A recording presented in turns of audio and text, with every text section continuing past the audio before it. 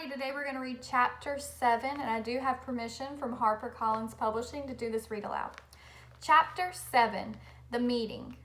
It was Friday night, the night before the race, when it happened. Grandfather was out of medicine. Little Willie went to Doc Smith. Here! Doc Smith handed Little Willie a piece of paper with some scribbling on it. Take this to Lester right away. But it's nighttime. The store's closed. You just knock on the back door and he'll hear you. But are you sure it's all right? Yes, Lester knows I may have to call on him anytime, day or night. People don't always get sick during working hours, now do they? No, I guess they don't. Little Willie headed for the door. He sure wished he could stay and have some of the cinnamon cake Doc Smith was baking in the oven. It smelled mighty good. But Grandfather needed his medicine, and anyway, he wouldn't think of staying without being asked. One other thing, Willie, Doc Smith said. Yes, ma'am? I might as well say this now as later. It's about the race tomorrow. Yes, ma'am? First, I want you to know that I think you're a darn fool for using your college money to enter that race. Little Willie's eyes looked to the floor. Yes, ma'am. But since it's already been done, I also want you to know that I'll be rooting for you. Little Willie looked up. You will? Win, Willie. Win that race tomorrow.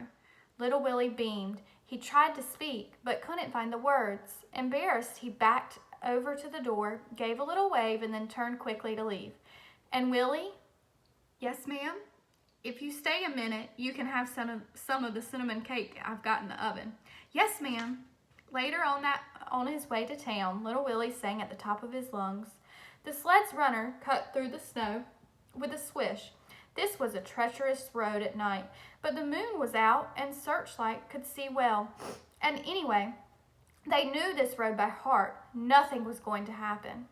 Lester gave Little Willie a big bottle of what looked like dirty milk.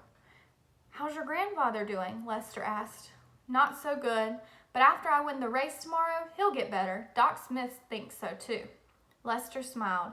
I admire you, Willie. You've got a heap of courage going up against the likes of Stone Fox.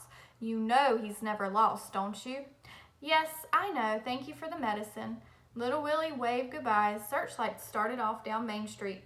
Lester watched the departing sled for a long time before he yelled, Good luck, son! On his way out of town along North Road, Little Willie heard dogs barking. The sounds came from the old deserted barn near the schoolhouse. Little Willie decided to investigate. He squeaked open the barn door and peeked in. It was dark inside and he couldn't see anything. He couldn't hear anything either. The dogs had stopped barking. He went inside the barn.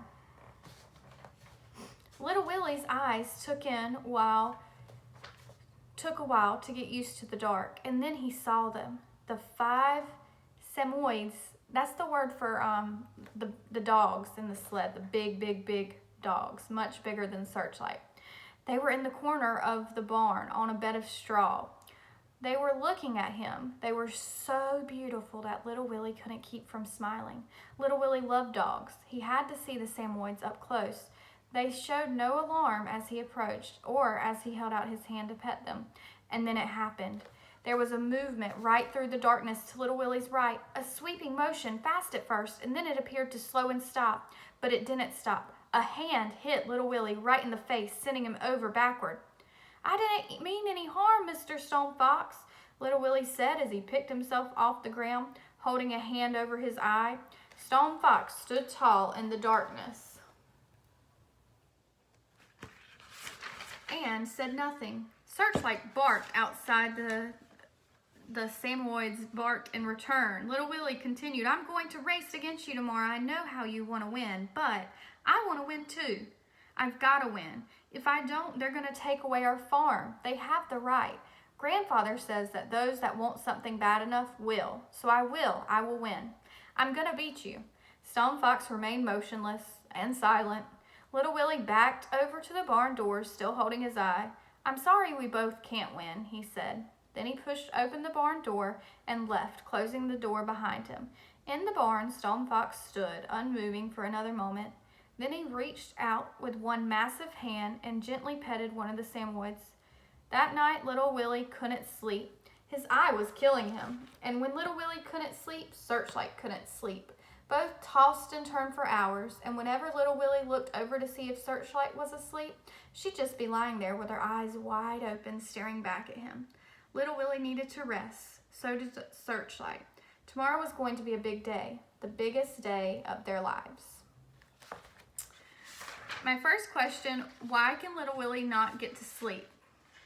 Why is little Willie unable to get to sleep?